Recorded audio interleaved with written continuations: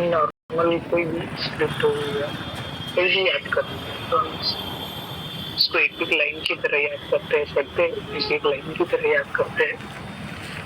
तो देन आप चाहे कॉलेज हो, स्कूल हो या किसी फंक्शन के हो, किसी भी चीज को आपको याद करना होता है, यही फॉर्मूला यूज करते हैं। लेकिन इंडस्ट्री में थोड़ा सा इसको अलग है, क्योंकि आपको स्क्रिप्ट को अगर अच्छी तरीके से याद करना है, प्रिपेयर करना है, तो सबसे पहले आपको डायलॉग्स को समझना पड़ता है। स्क्रिप्ट के अंदर क्या लिखा है, क्या कैरेक्टर है, मेरा क्या कैरेक्टर है और अपोजिट का क्या कैरेक्टर है, हमारे अपोजिट कितने कैरेक्टर है, हमारे साथ में कितने कैरेक्टर है। उसके बाद उस स्क्रिप्ट में मैं जो उस कैरेक्टर को प्ले कर उसका इमोशंस क्या है, साथ वाले कैरेक्टर्स का इमोशंस क्या है, अपोजिट वाले कैरेक्टर्स का इमोशंस क्या है, हमारी बॉडी लैंग्वेज क्या है, एक्सप्रेशन डिलीवरी क्या है, आई कॉन्टेक्ट कैसे, एक्शन मूवमेंट क्या क्या है, उसके हर एक चीज आपको डिटेल में समझनी पड़ती। तो आप जब भी स्क्रिप्ट प्रिपेयर करोगे तो सिंपल नॉर्मल तरीके होते हैं बहुत सारे। एक सिंपल फॉर्मूला बताता हूँ कि आपको सबसे पहले स्क्रिप्ट पढ़ना है। तो ग्रुप के ऊपर मैंने तो बहुत सारे डाले, अगर किसी ने पढ़े तो अगर आप ऑन कॉल भी पढ़ सकते। Audition script and acting notes का जो हमारा ग्रुप है, हर कोई उसके अंदर ऐड हुआ। उस ग्रुप में प्रॉपर आज का सारी चीजें उसके अंदर डाल दी, आप एक बार चेक कर सकते। तो पहला पॉइंट है स्क्रिप्ट को ध्यान से पढ़े। सबसे पहले स्क्रिप्ट को ध्यान से पढ़ना जरूरी है और आपको इस कहानी का मूड और सिचुएशन की क्लैरिटी मिलती है। तो सबसे पहले मेन इंपॉर्टेंट चीज वही होती है कि आपको स्क्रिप्ट को पढ़ना जरूरी है। जब तक आप स्क्रिप्ट को पढ़ते नहीं, स्क्रिप्ट के अंदर क्या लिखा है आपको ये बिल्कुल समझ में नहीं आएगा। तो मेन इंपॉर्टेंट है, दो चीजें होती है। एक तो आर्टिस्ट लोगों को तो नॉर्मल डायलॉग वाली स्क्रिप्ट मिलती है, आपको जिसमें स्क्रीन प्ले वाली स्क्रिप्ट बहुत कम मिलेगी। या तो लीड आर्टिस्ट है उनको मिल सकती है, या फिर बाकी डायरेक्शन टीम के पास होती है स्क्रिप्ट जिसके अंदर पूरा स्क्रीन प्ले होता है। स्क्रीन प्ले के ऊपर से आपको टोटली कैरेक्टर समझ में आता है कि क्या कैरेक्टर क्या नहीं है, इसके अंदर क्या क्या चीजें इंक्लूड है। लेकिन आपको विदाउट स्क्रीन प्ले सिर्फ डायलॉग के ऊपर से ही एनालाइज करना होता है कि स्क्रिप्ट के अंदर क्या क्या चीजें, हमारा क्या कैरेक्टर है, या उस कैरेक्टर की बॉडी लैंग्वेज क्या है, उस कैरेक्टर की एक्सप्रेशन क्या है, डायलॉग डिलीवरी क्या हो सकती है, या वो कैरेक्टर किससे बेहतर है, उसके इमोशंस क्या है, कितने इमोशंस है स्क्रिप्ट के अंदर, या हम उस कैरेक्टर जो प्ले कर रहे हैं कौन सी लोकेशन में, क्या सिचुएशन है उस कैरेक्टर, या फिर उस कैरेक्टर का पास्ट क्या है, प्रेजेंट क्या है, फ्यूचर क्या है, ये सारी चीजें तो स्क्रिप्ट पढ़ने के बाद उसको समझना पड़ता है। जब तक आप ये सारी चीजें नहीं समझोगे तब तक आप स्क्रिप्ट को अच्छे तरीके से प्रिपेयर नहीं कर पाओगे या परफॉर्म नहीं कर पाओगे। अगर आप नॉर्मल डायलॉग जैसे पढ़ते हैं वैसे रैंडमली यूज की तो आप रैंडम एक रोबोट की तरह वो डायलॉग बोल दो, नहीं उसके अंदर इमोशंस आएंगे, नहीं एक्सप्रेशन आएंगे, नहीं आपकी बॉडी लैंग्वेज है, डायलॉग डिलीवरी प्रॉपर वर्क करेगी, नहीं इमोशंस लिखेंगे उसके अंदर, कोई भी चीज आप प्रॉपरली वर्क नहीं। इसलिए आपको स्क्रिप्ट को सही तरीके से समझना आपको जरूरी है। पॉइंट नंबर 2 की तरफ बढ़ते हैं, स्क्रिप्ट को एनालाइज। आपका कैरेक्टर क्या है, उसका बैकग्राउंड क्या है, उस कैरेक्टर की एज क्या है, सोच क्या है, मोटिव क्या है कैरेक्टर का, ये समझना स्क्रिप्ट प्रिपरेशन की पहली सीढ़ी। सबसे पहले आपको ये चीज पता करनी होती है कि कैरेक्टर की बैकग्राउंड स्टोरी क्या है, मतलब क्या कैरेक्टर है, उसके साथ क्या हुआ है, पहले क्या हुआ, अब क्या हो रहा है, आगे क्या होगा। पास्ट, प्रेजेंट और फ्यूचर, तीन चीजें पहले समझना बहुत जरूरी है। जब तक तीनों चीजें आप क्लियरली समझ नहीं पाओगे तो कैरेक्टर आप प्रॉपर तरीके से समझ नहीं सकते। किसी भी कैरेक्टर को अगर आपको 100% समझना है तो उसका पास्ट, प्रेजेंट और फ्यूचर तीनों चीजें प्रॉपर तरीके से समझनी होगी। दूसरे कैरेक्टर्स क्या है, बहुत बार ये बहुत मैटर करता है कि हम जिस कैरेक्टर प्ले कर रहे हैं, बहुत बार ऐसा होता है कि हमारी एज का कैरेक्टर हमें नहीं, लेकिन कुछ ऐसी भी चीजें होती है कि वो भले हमारा रियल एज क्या है इससे मैटर नहीं करता है, जो कैरेक्टर प्ले कर रहे हैं उस कैरेक्टर के एज क्या है। इस सिचुएशन में अभी अगर मैं 30-35 एज का पर मुझे मिला एक कैरेक्टर 40-45 साल का, लोग मुझे गेटअप दिया गया उस तरीके से डिजाइन किया, सारी चीजें डैडी स्पेन बनी सारी चीजें की और मुझे उस तरीके का कैरेक्टर प्रिपेयर कर, मुझे वो माइंड में सोच लेनी पड़ेगी कि मैं 40-45 एज का इंसान हूँ। मेरी बॉडी लैंग्वेज, मेरी एक्सप्रेशन, मेरी डायलॉग डिलीवरी, जो इमोशंस वर्क करेंगे उसी भी होगी कि मैं एक 40-45 इंसान हूँ। तो ये सारी चीजों के लिए आपको उस कैरेक्टर का एज फिट होना बहुत जरूरी है। रेगुलरली क्या होता है कि जितने भी आर्टिस्ट है रेगुलरली डेली ऑडिशंस देते हैं, हमें जितने भी कैरेक्टर मिलते हैं हमारे एज के अकॉर्डिंग ही मिलते हैं, बट ज्यादातर थिएटर में ये चीजें अलग होती है। माइथोलॉजी जितने भी सीरियल्स है वहाँ पे अलग अलग आपको दिखाई देता है कि वहाँ पे आपको अलग एज के कैरेक्टर ज्यादा मिलने के चांसेस होते हैं। या फिल्म के अंदर की अगर कोई गेटअप में कैरेक्टर है या अलग कैरेक्टर से माइथोलॉजी फिल्म है, ड्रामेटिक या हिस्टोरिकल फिल्म या नॉर्मल भी हो सकता है कि अगर आपका एज नॉर्मल है लेकिन उस गेटअप में प्रॉपर दिख रहा है, फिर आपको लग रहा है कि आप उससे कर पाओगे तो डेफिनेटली वो कैरेक्टर आपको मिलता है। तो सबसे पहले आपको वो चीज समझना बहुत जरूरी है उस कैरेक्टर की एज क्या है। अगला पॉइंट है तो सोच और मोटिव क्या है, उस कैरेक्टर की सोच क्या है, वो किस तरीके से सोचता है। ये तभी पता चलेगा वो किस तरीके से सोचता है कि कैरेक्टर क्या है। तो सबसे पहले ये समझना पड़ेगा कि जब तक वो कैरेक्टर क्या है उसकी बैकग्राउंड स्टोरी आपको पता नहीं चलेगी।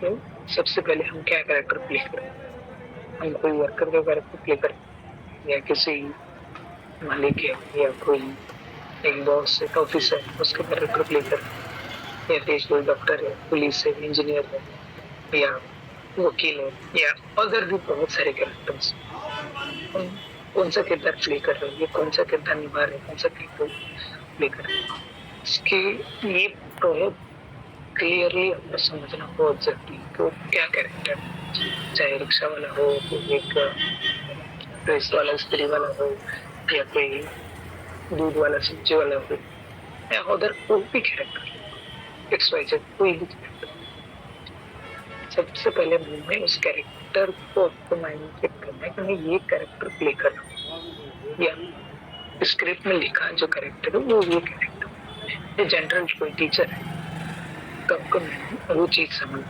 क्लियरली आनी चाहिए, तभी आपको उस कैरेक्टर की सोच क्लियरली समझ में आ जाएगी कि एक टीचर है। जैसे कोई टीचर है, अगर मैं टीचर का कैरेक्टर प्ले कर रहा हूँ तो वो टीचर कैसा हो, एक ब्लूज टीचर है, बदतमीज टीचर है या एक अच्छा प्रोफेसर है जो सिखा रहा है, सबको सही तरीके से सिखा रहा है, स्टूडेंट उसकी मजाक कर रहे हैं या समझ नहीं रहे या बदतमीजी कर रहे हैं या वो स्टूडेंट को बदतमीजी कर रहे हैं, क्या कैरेक्टर प्ले कर रहे हैं, उसके अंदर क्या कैरेक्टर लिखा है, क्या इमोशंस है उस कैरेक्टर, ये समझना बहुत जरूरी है। जब तक उस कैरेक्टर के इमोशंस हम नहीं समझते, उस क्या कैरेक्टर का पॉजिटिव कैरेक्टर नेगेटिव कई चीजें नहीं समझते, तब तक थोड़ी सी आगे वाली चीजें हम समझने में दिक्कत हो सकती है। तो ये चीजें आपको पहले क्लियरली समझ लेना चाहिए।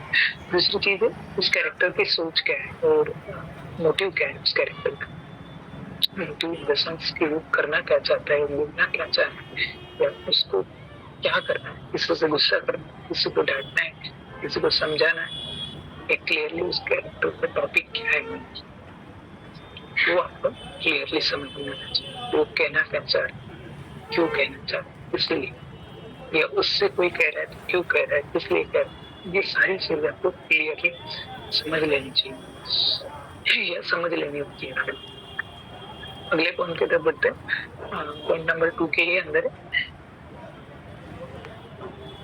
पॉइंट नंबर 2 की ये सब प्रिपरेशन की पहले से ही। पॉइंट नंबर 3 पढ़ते हैं।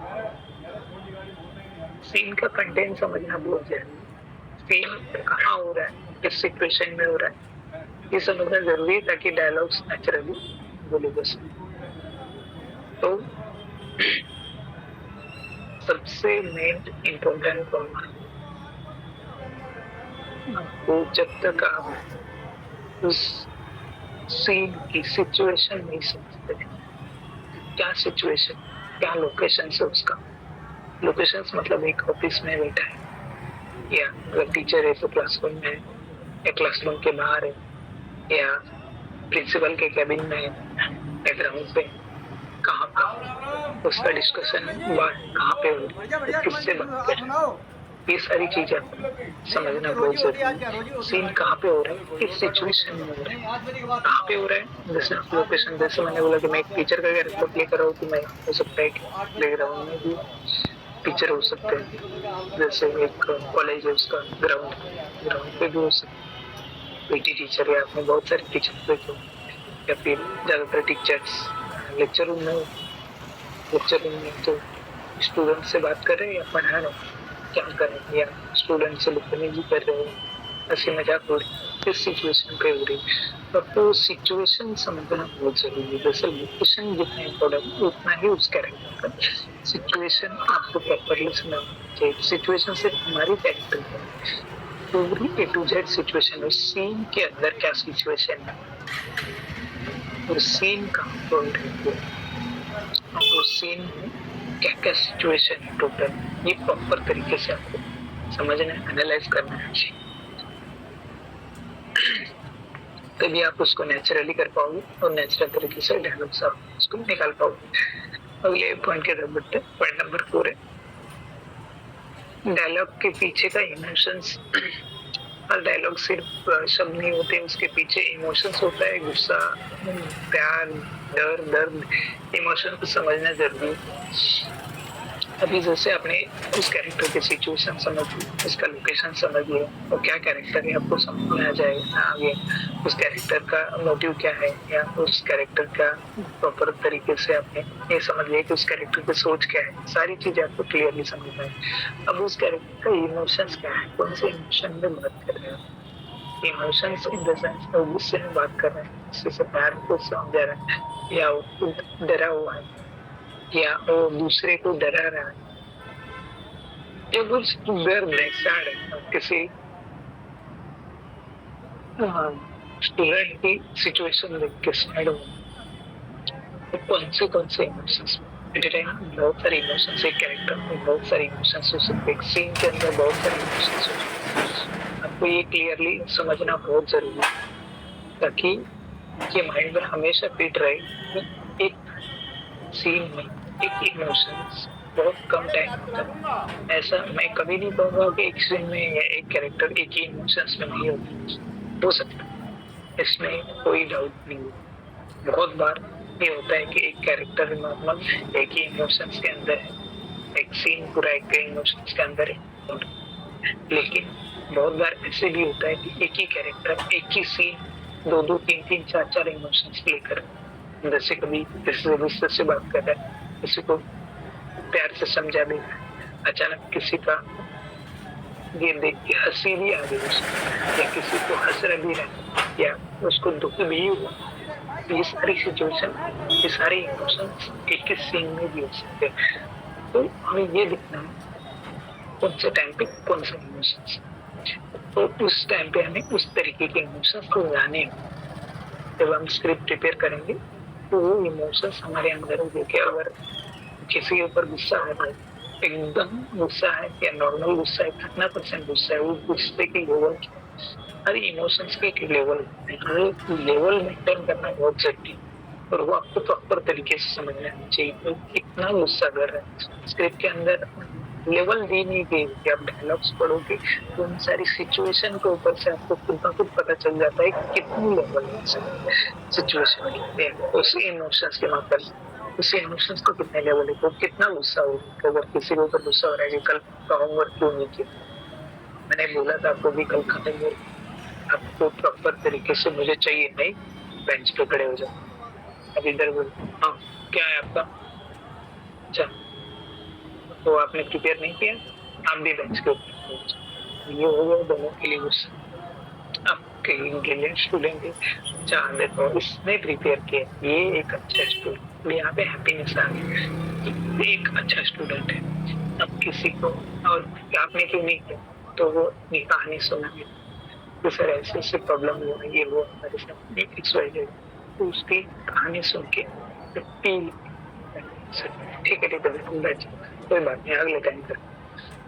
ये सिचुएशन, अब कितने इमोशन चेंज हुए, 1 2 3, तीन अलग अलग इमोशन से, किसी और बीच में अगर पकड़ लिए, अगर किसी के डायलॉग से और उसको देख के हंसी आ गई एकदम, तो कितने सेकंड में आपका इमोशन चेंज हो रहा है, उतना ही सेकंड में आपको ट्रांसफॉर्म करना है दूसरे इमोशंस के अंदर। तो ये ट्रांसफॉर्म इतनी जल्दी आपको समझने में, बट धीरे धीरे सारी चीजें समझ में आ जाएगी आपको कि ट्रांसफर करना बहुत ईजी है, एक इमोशंस के अंदर से दूसरे इमोशन में ट्रांसफर एकदम नॉर्मल। बस उसके लिए थोड़ी सी प्रैक्टिस करनी है कि अगर आप कंटिन्यूसली दो दो तीन तीन इमोशंस का, चार चार इमोशंस का एक कैरेक्टर प्ले कर रहे हो, तो आपको ट्रांसफॉर्म करने की उतनी हैबिट भी जल्दी बन जाती है। अगले पॉइंट की तरफ बढ़ते हैं।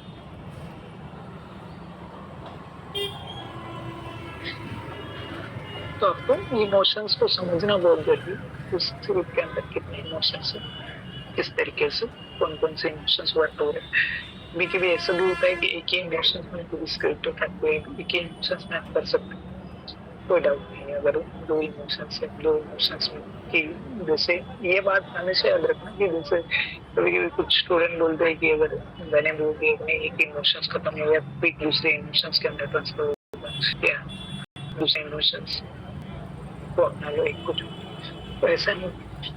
उस स्क्रिप्ट के अंदर या उस कैरेक्टर में क्या है, वो इमोशंस को धीरे धीरे कंट्रोल फिर दूसरे इमोशंस के अंदर बिल्ड हो रहे हैं, या फिर एक इमोशंस को सडनली ड्रॉप करके दूसरे इमोशंस में हो रहे हैं। तो ये चीज है आपको समझना बहुत जरूरी है। जब तक आप उस चीज को नहीं समझते तब तक आप उसको बैलेंस नहीं करोगे। तो कितने टाइम पे, कितने सेकंड पे वो इमोशंस उस लेवल पे चेंज करते हैं कि अगर वो गुस्सा हो रहा है, अचानक एकदम गुस्सा हो गया, एकदम कोई अच्छा स्टूडेंट है, तो धक करके वो इमोशन से आपको डाउन हो जाएगा, गुस्सा एकदम। अब पूछे क्या पूछना है, अच्छा हाँ हाँ पता है आपने होमवर्क किया, हाँ अच्छा ठीक बैठ जाओ। तो ये चीज है, आपको उतने ही सेकंड में उस इमोशन चेंज करना।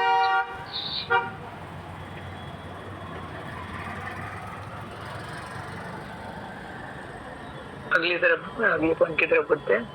पॉइंट नंबर 5, स्क्रिप्ट को पार्ट में तोड़ना। पूरी स्क्रिप्ट को एक साथ याद करने की जगह छोटे छोटे पार्ट में तोड़कर याद करें, ताकि याद करना आसान होता है। तो हाँ, बहुत बार ऐसा होता है कि एक सीन है, सीन के अंदर पूरी स्क्रिप्ट में कितने सीन, ये सीन और स्क्रिप्ट दोनों में डिफरेंसेस है। सीन मतलब एक जगह पे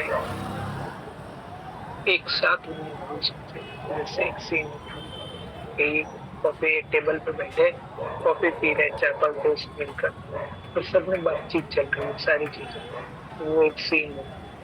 अब उसमें एक आ रहा है, एक जा रहा है, सारी चीजें। अब वहां से उठ के मैं दूसरी जगह पे गया, अब दूसरे टेबल पे उठ के सेकंड सीन,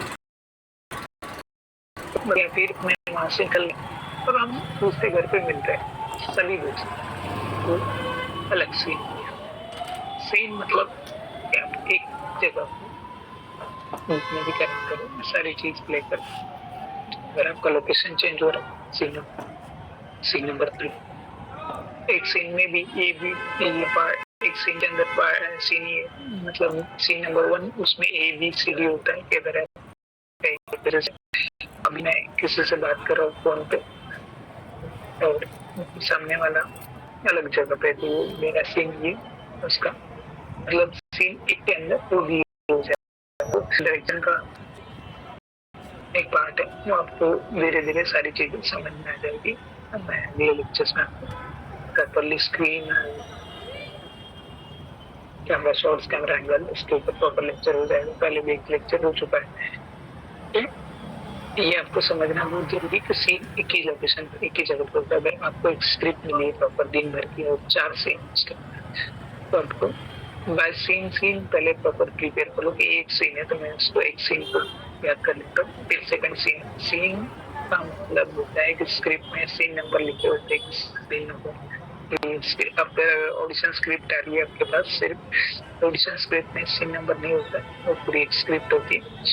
बट फिल्म की स्क्रिप्ट या टीवी सीरीज या वेब सीरीज कोई भी स्क्रिप्ट आप जब प्रिपेयर करते हो पढ़ते हो, उसमें प्रॉपर सीन नंबर है। अगर किसी को चाहिए कि सर मुझे प्रैक्टिस के लिए किसी चीज के लिए कोई फिल्म की स्क्रिप्ट चाहिए, तो डेफिनेटली बोल सकते हैं, मैं आपको एक्स्ट्रा भेज देता हूँ। या फिर अगर आपको ऑनलाइन भी चेक करना है तो जितने भी फिल्में रिलीज हुई है उनकी स्क्रिप्ट आपको इंटरनेट पे अगर आप गूगल पे सर्च करोगे तो बहुत सारी PDF फॉर्म में आपको डायरेक्टली स्क्रिप्ट मिलती है। वो स्क्रिप्ट आप पढ़ सकते हैं और तरीके से, या इसके ऊपर आप प्रैक्टिस भी कर सकते हैं। अगर प्रैक्टिस के लिए चाहिए तो आपको अवेलेबल हो जाएगी। तो ये चीजें आपको क्लियरली समझ में आना चाहिए कि सीन बाय सीन याद करने से आपको याद करना इजी हो जाता है, सारी सिचुएशन समझ में आ जाती है क्लियरली। एक अगले पॉइंट की तरफ बढ़ते हैं। पॉइंट नंबर 6 है कीवर्ड मेथड। डायलॉग के अंदर कुछ खास वर्ड, कीवर्ड होते हैं, उन्हें पकड़कर पूरी लाइन याद कर सकते हैं। तो ये एक नॉर्मल फंडा है। अगर आपको सिचुएशन को इस हिसाब से स्क्रिप्ट प्रिपेयर नहीं करनी है, आपको रट्टा मारना है, तो आपको डायलॉग्स में कुछ कीवर्ड्स होते हैं, तो उस कीवर्ड को याद कर वो लाइन याद आ जाए। बट ये थोड़ा सा हार्ड फॉर्मूला, अगर आप रट्टा मार के स्क्रिप्ट प्रिपेयर करते हो तो आपको बाकी बहुत सारी तकलीफें होती है, या आपको इम्प्रोवाइजेशन के लिए तकलीफ होती है स्क्रिप्ट में। अगर कोई चेंजेस करने बाद या एडिशनल आपको कुछ चीजें ऐड करनी, तो उसके लिए आपका फोकस जो होता है, जब आप स्क्रिप्ट को रट्टा मार के प्रिपेयर करते हो आपका फोकस स्क्रिप्ट से हटकर कैरेक्टर पे नहीं आता। बहुत बार बहुत आर्टिस्ट का यही क्वेश्चन होता है कि सर स्क्रिप्ट तो प्रिपेयर करना अच्छे से आ रहा है लेकिन हम कैरेक्टर पे फोकस ही नहीं कर पा रहे, हमारा पूरा माइंड स्क्रिप्ट पे ही जा रहा है कि स्क्रिप्ट का अगला डायलॉग क्या है, अगली लाइन क्या है, ऐसे पे है। तो आप रट्टा मार के स्क्रिप्ट याद करें, तो स्क्रिप्ट को रट्टा मार के याद नहीं करना होता। मैं आगे बताता हूँ स्क्रिप्ट को किस तरीके से याद करना, पहले पॉइंट क्लियर करता देन बताता हूँ। तो ये चीज आपको कीवर्ड को याद करके आप लाइन को याद कर सकते हैं, बट ये थोड़ा सा हार्ड फॉर्मूला। पॉइंट नंबर 7 की तरफ बढ़ते हैं। पॉइंट नंबर 7 है रिपीटेशन टेक्निक। बार बार जोर से बोलकर रिपीट करना सबसे आसान और इफेक्टिव तरीका है डायलॉग याद करने के लिए। ये एक अच्छा तरीका है कि आपने अगर स्क्रिप्ट बार बार 2 बार 3 बार 4 बार पढ़ ली, लाउड आवाज में भी इसको पढ़ सकते हैं एज ए कैरेक्टर की तरह, तो उससे आपके डायलॉग्स प्रॉपर तरीके से आप बोल पाते हैं। जैसे मैं अभी ये पढ़ रहा हूँ, कुछ वर्ड्स मुझे अटक जाते हैं क्योंकि फर्स्ट या सेकंड टाइम पढ़ रहा हूँ, लेकिन मैं उसे 4-5 बार क्लियरली पढ़ लूंगा सारी चीजें, कोई डायलॉग्स में ऐसी मिस्टेक नहीं हो जाती है, वर्ड हमारे मुंह में अटकता नहीं। तो ये चीजें क्लियरली समझ में आना चाहिए, चाहे कितनी भी प्रैक्टिस हो।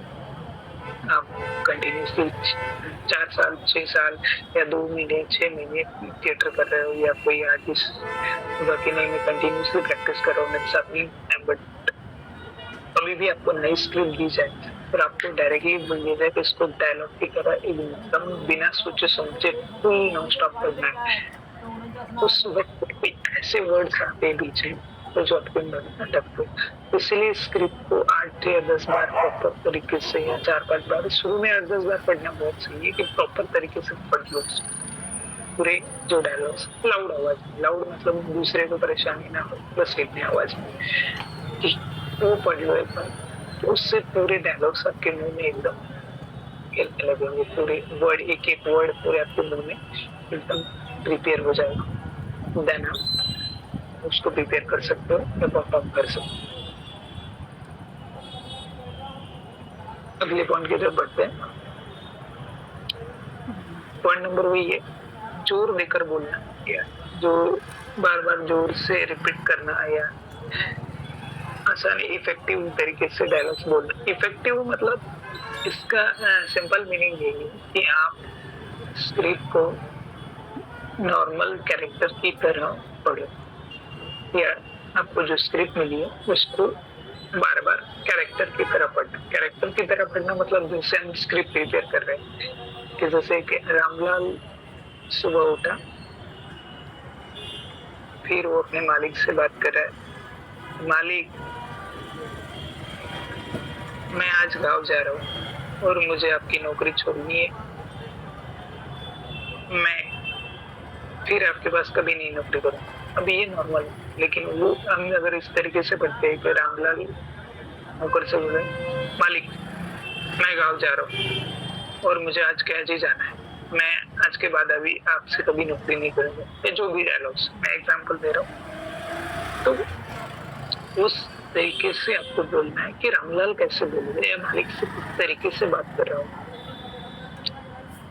उस सिचुएशन में उस इमोशंस के साथ उस डायलॉग को, चाहे स्क्रिप्ट सामने रख कर पढ़ो लेकिन लाउड आवाज में चाहिए, वही इमोशंस, वही वॉइस, वही एक्सप्रेशन, बड़े आपके साथ में हाथ में स्क्रिप्ट है या कोई फोन है पकड़ा तो बॉडी लैंग्वेज थोड़ी सी वर्क नहीं कर सकता, कोई चाहिए आप सिर्फ वॉइस प्रैक्टिस के लिए करो, इससे आपकी वॉइस प्रैक्टिस बहुत अच्छी हो जाती है।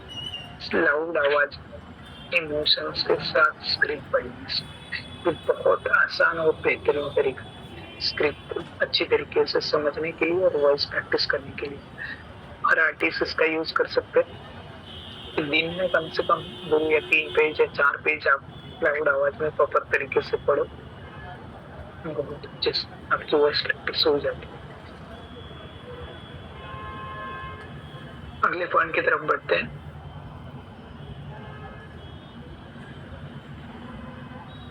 पॉइंट नंबर 8 है, सीन को दिमाग में इमेजिन कीजिए और सच में हो रहा है विजुअलाइज करके, विजुअलाइज की इमेज के साथ डायलॉग्स को जल्दी याद होते हैं।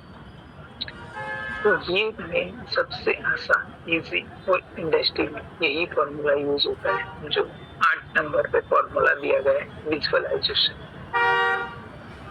अगर ग्रुप में कोई पढ़ रहे हैं, आप ग्रुप में नोट देख रहे हैं तो आपको दिखाई देगा।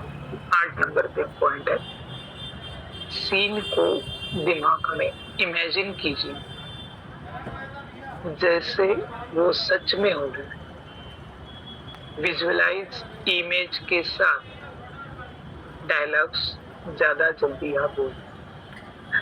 तो इसका सिंपल यही फॉर्मूला कि आप ये सारी सिचुएशन को पहले समझ लीजिए कि क्या कैरेक्टर है, कैसा है, किस तरीके से, क्या इमोशंस, क्या बॉडी लैंग्वेज है, क्या एक्सप्रेशन है, क्या डायलॉग डिलीवरी है, उस कैरेक्टर की सिचुएशन क्या है, लोकेशन क्या है, उसका पास्ट क्या है, प्रेजेंट क्या है, फ्यूचर क्या है, इस सारी चीजें समझ लीजिए।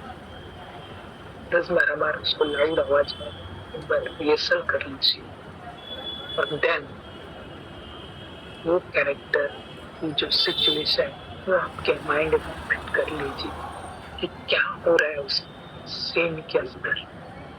कि अगर एक टीचर का कैरेक्टर है तो एक टीचर है, सामने 10-12 स्टूडेंट है, वो एक से बात कर रहे हैं, इसके ऊपर गुस्सा हो रहा है, दूसरे स्टूडेंट से प्यार से बात कर रहा है, बीच में कोई एक मस्ती कर रहा है तो उसके मस्ती पे हंसी भी आ रही है। फिर एक की सिचुएशन देख के दुख भी हो रहा है, तो ये पूरा माइंड में इमेजिन करना है। तो पूरा क्लासरूम है, सारे स्टूडेंट्स बैठे हैं, एक के साथ में ये बात करो, दूसरे के साथ ये बात करो, तीसरे के साथ ये बात करो, ये एक स्टूडेंट मुझसे क्या बात कर रहा है, पहला मुझसे क्या बात करो, ये सारी सिचुएशन पिक कर लीजिए।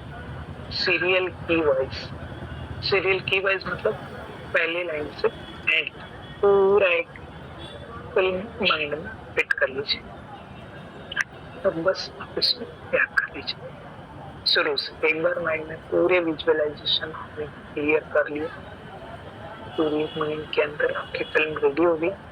बस उसको पहले से आप स्क्रिप्ट को साइड में रख दीजिए और उसको याद कर लीजिए, तो आपको प्रॉपर याद हो जाएगा कि अच्छा पहला वो स्टूडेंट है, उसके साथ मेरे क्या डायलॉग्स, वो डायलॉग्स पूरे याद हो जाएगी, वो स्टूडेंट मुझसे क्या बात कर रहा है, तो सारी सिचुएशन आपको समझ में आएगी तो प्रॉपरली डायरेक्ट उससे क्लियरली हो जाए। अब दूसरा स्टूडेंट है तो आपसे क्या बात करें, आप उससे क्या बात करें, बीच में और एक है तो हंस पड़ा है तो आप भी हंस पड़े। अब इधर और एक कोई है जिसको देख के हम थोड़ा बहुत दुख हो रहा है।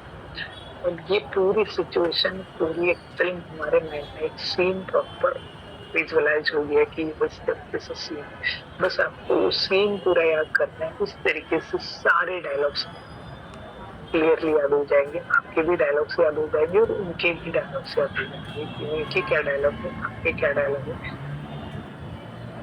सारे आपको प्रॉपरली याद हो जाएंगे।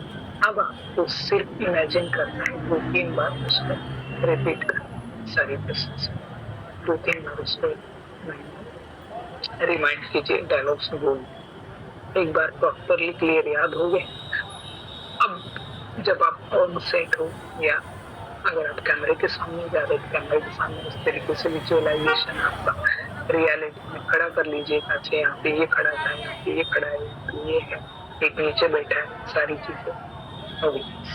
आप ऑडिशन बनाए, फिर आप डायरेक्ट कैमरे के सामने शूट कर, तो आपके आजू बाजू में वहाँ पे रियल कैरेक्टर होंगे। तो हमने जो इमेजिन किया था पहले कैरेक्टर, वो पहले कैरेक्टर जो प्ले कर रहे हैं उसको वहाँ पे रिप्लेस कर लीजिए, दूसरा कैरेक्टर वहाँ पे दूसरे को रिप्लेस कर लीजिए, तीसरे को तीसरे पर, जितने कैरेक्टर्स वहाँ पे आपको पता चल जाएगा कौन कौन कैरेक्टर, कौन सा कैरेक्टर, कौन कौन आर्टिस्ट कौन सा कैरेक्टर परफॉर्म कर रहे हैं, ये सारे कैरेक्टर्स आपको क्लियरली समझ में आ जाएंगे। उनको उस जगह पे जो अपने माइंड में एक इमेज बनाई, उसकी जगह रियल कैरेक्टर्स को या रियल आर्टिस्ट को रिप्लेस कर दीजिए।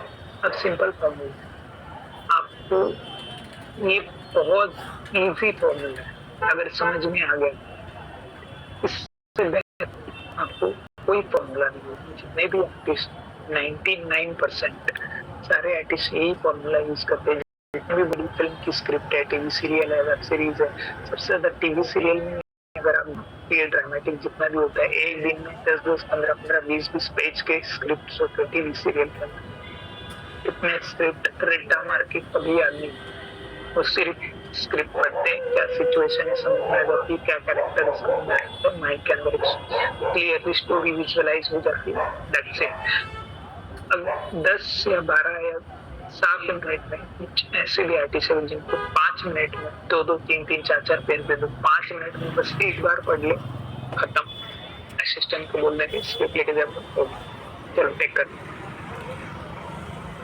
ये सिर्फ एक ही चीज क्लियरली समझ में आ जाता है कि आपका कैरेक्टर को समझने, एनालाइज करने का कितना पावर है, आप कैरेक्टर को कितनी अच्छी तरीके से समझते हो और उसको कितने अच्छे तरीके से मन के अंदर विजुअलाइज करते हो। और फिर जब परफॉर्म करोगे तो आप रियलिस्टिक परफॉर्म करोगे। आपके माइंड में वो चीज कभी नहीं आएगी कभी इसके बाद किसका डायलॉग है, इसके बाद कौन सी लाइन है, इसके बाद क्या हुआ है। आपका ध्यान पूरा आपके कैरेक्टर पे जाएगा। अब उससे बात करोगे तो नेचुरली आपकी बॉडी लैंग्वेज निकलेगी, नेचुरली आपका वॉइस टोन निकलेगा, आपके डायलॉग